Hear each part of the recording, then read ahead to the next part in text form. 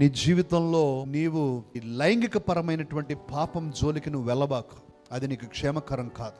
God will not tolerate it. Stay holy. పవిత్రంగా జీవించు, పరిశుద్ధంగా జీవించు.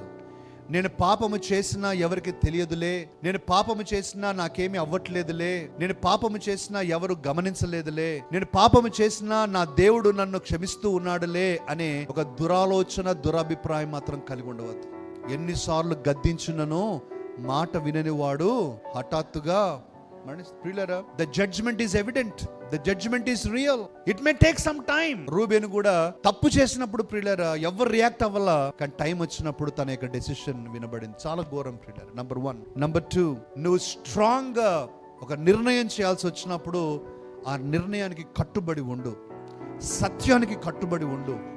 యోసేపును రక్షించాల్సిన సమయంలో రూబేన్ గట్టిగా నిలబడింటే తన తమ్ముళ్ళు ఎవరు నో అని చెప్పేవారు కాదు. కానీ రూబేన్ కొద్దిగా రిలాక్స్ అయిపోయాడు. మీరు సంపొద్దంటారా కానీ గుంటలో పడేయండిరా అంటే ఎలా ఉంటుంది చూడండి ప్రియులరా.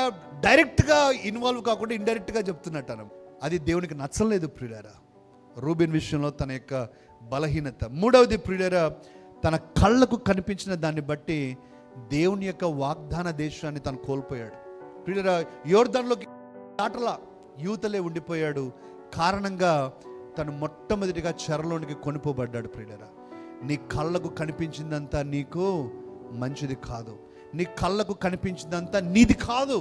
నీ కళ్ళకు కనిపించిందంతా ఆస్వాదించాలని, అనుభవించాలని నువ్వు కోరుకొని నువ్వు కలిగి ఉండాలని అనుకోవద్దు. నీకు కావలసింది దేవుడు ఇస్తాడు. Amen. Stay with your boundaries. దేవుడు నీకు మంచి భార్యనిచ్చాడు, మంచి భర్తనిచ్చాడు. Praise the lord. ప్రియులరా, ఇంకా దాన్ని దాటి వేరే ఆలోచనలు మనకు ఉండకూడదు. అందమైన వారు ప్రపంచంలో ఎంతో మంది ఉండవచ్చు ప్రియులరా, that's okay, no problem. But you stay with your boundaries.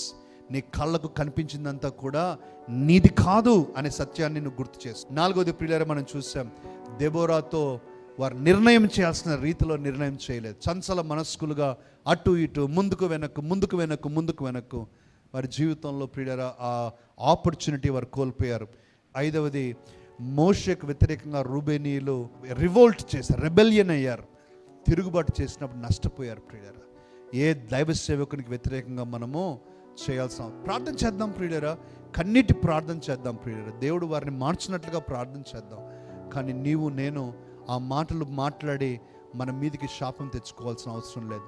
నీ మీదనే కాదు, నీ కుటుంబం మీదకి కూడా వస్తాయి. అందుకని ఎవరిని కూడా ప్రియులరా మనం వారి క్షేమము కోరి మాట్లాడదాం, వారి క్షేమం కోరి ప్రార్థన చేద్దాం, వారి క్షేమమును కోరి వారు దేవుని చేత సరిచేయబడాలని మనము యథార్థంగా ప్రార్థించి ప్రేమను కలిగి ఉందాం, తీర్పు చేసే వారిగా కాదు. ఆమెన్. Praise the lord.